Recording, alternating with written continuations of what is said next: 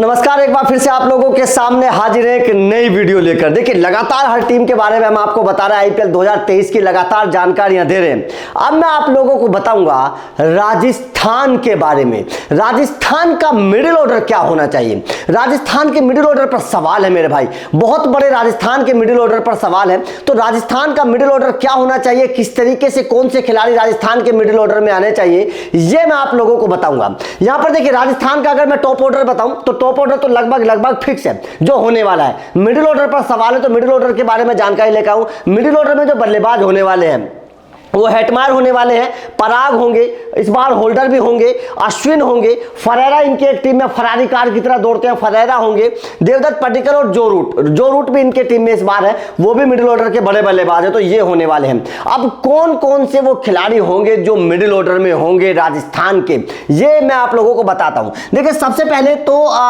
Buttler लगा के मार रहे मेरे भाई, बहुत शानदार खिलाड़ी इस वक्त फॉर्म में है, गोल्डन टच में है। तो बटलर सबसे पहले ऊपरी क्रम होंगे। उसके बाद में नंबर 2 पर इनके पे होंगे यशस्वी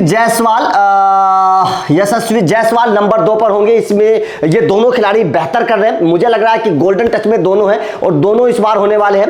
नंबर 3 पर इनके मुझे ऐसा लगता है कि शायद संजू सैमसन खेलने वाले हैं। ये मुझे लगता है नंबर 3 पर संजू सैमसन को मुझे ऐसा लगता है खेलना भी चाहिए। उसके बाद में नंबर 4 पर यहां पर आएंगे आपके देवदत्त पडिक्कल। नंबर 4 पर यहां पर आएंगे देवदत्त पडिक्कल।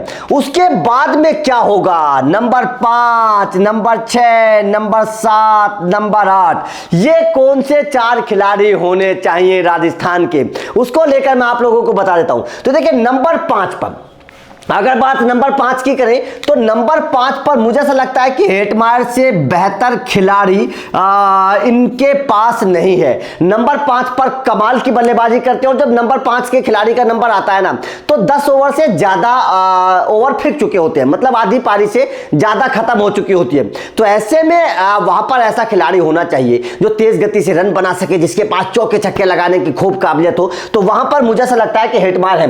हेटमायर को जितनी ज्यादा से ज्यादा गेंदें राजस्थान की टीम देगी उतना बेहतर है। मुझे ऐसा लगता है हेटमायर को नंबर 5 पर उतारकर राजस्थान को ये दाव खेलना चाहिए। उसके बाद में नंबर 6 पर मुझे देखिए, यहां पर ऐसा लग रहा है कि अगर हेटमायर और होल्डर दोनों मुझे नहीं लगता एक साथ खेलेंगे, क्योंकि यहां पर आपके बटलर एक विदेशी खिलाड़ी है, उसके बाद में हेटमायर दूसरे खिलाड़ी हैं विदेशी, उसके बाद में आपके पास ट्रेंट बोल्ट खेलेंगे तीसरे खिलाड़ी के तौर पर। और अगर आपको उस नियम का फायदा उठाना है तो आपको 3 विदेशी खिलाड़ी रखने पड़ेंगे। अगर आपने 4 विदेशी खिलाड़ी आजम जंपा भी अगर आपने खिला लिया तो फिर आप इंपैक्ट रूल का फायदा नहीं उठा सकते।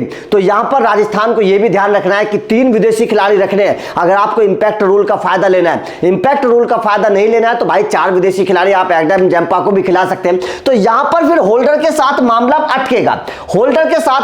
अटकेगा मेरे भाई, क्योंकि आप ट्रेंट बोल्ट को बाहर रख नहीं सकते, बटलर को बाहर रख नहीं सकते, हेटमायर को बाहर रख नहीं सकते, तो 3 खिलाड़ी तो हो गए ना। तो यहां पर होल्डर का पत्ता मुझे कटता हुआ नजर आ रहा है। यहां पर होल्डर मुझे नहीं लगता कि शायद खेलेंगे। अब यहां पर नंबर 6 पर फिर आ जाते हैं आपके रियान पराग। फिर आपको भारतीय खिलाड़ी को खिलाना पड़ेगा। नंबर 6 पर आपको रियान पराग को लेना पड़ेगा। और रियान पराग ऐसा नहीं है मेरे भाई, घातक फॉर्म में है, शानदार बल्लेबाजी कर रहे हैं। डोमेस्टिक सीजन में इस बार कमाल के कई शतक लगाए और रन बनाए और विकेट भी चटकाए। तो रियान पराग का इस्तेमाल संजू सैमसन बेहतर तरीके से कर सकते हैं। उसके बाद में यहां पर अब प्रॉब्लम हो जाती है कि कौन आगे आएगा। यहां पर मुझे लग रहा है नंबर 7 के लिए अश्विन, इनके पास एक बेहतर ऑप्शन है। अश्विन नंबर 7 पर यहां पर आ सकते हैं। और आ सकते क्या, आएंगे। पिछले सीजन में तो अश्विन को ऊपर भी खिलाया था संजू सैमसन ने और एक अर्धशतक भी लगाया था अश्विन ने। तो आपको पता है कि अश्विन की पावर अभी भी हाल ही में भी टीम इंडिया के लिए बहुत अच्छी बल्लेबाजी करते हुए नजर आ रहे हैं। तो अश्विन भी फॉर्म में, शानदार टच में, बेहतर बल्लेबाजी कर रहे हैं।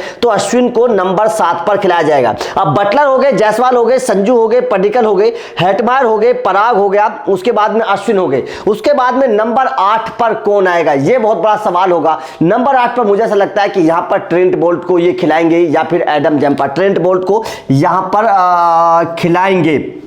क्योंकि उसके बाद में आपके पास कुलदीप सेन आएंगे, चहल आएंगे और आप एक विदेशी स्पिनर मुझे ऐसा लगता है कि एडम जैम्पा को खिला सकते हैं, या फिर एडम जैम्पा को अगर आपने नहीं खिलाया तो आप फरेरा को खिला सकते हैं। देखिए स्पिनर के तौर पर ये भी एक ऑप्शन है, आप फरेरा को खिलाइए मेरे हिसाब से, क्योंकि फरेरा जो है ना वो स्पिन भी कर लेते हैं और उसके बाद में आपके लिए तेज गति से बल्लेबाजी भी कर सकते हैं। आपको फिर चौथे विदेशी खिलाड़ी की मतलब इंपैक्ट रूल की जरूरत ही नहीं है। आपके पास अगर 4 विदेशी खिलाड़ी अच्छे हैं तो आप इंपैक्ट रूल का फिर इस्तेमाल ही मत करिए। आपके पास बटलर हो गए, हेटमायर हो गए, आपके पास फरेरा हो गए और ट्रेंट बोल्ट हो गए, तो यहां पर आपके पास 4 विदेशी खिलाड़ी हैं तो इंपैक्ट नियम की कोई जरूरत ही नहीं है। लेकिन अगर आपको इंपैक्ट का फायदा लेना है तो भाई आपको केवल 3 विदेशी खिलाड़ी रखने पड़ेंगे। तो यहां पर राजस्थान के लिए राजस्थान के पास स्कोर में इंडियन ऐसे खिलाड़ी कम नजर आते हैं मुझे, जो निचले क्रम पर तेज तर्रार बल्लेबाजी करने वाले हों।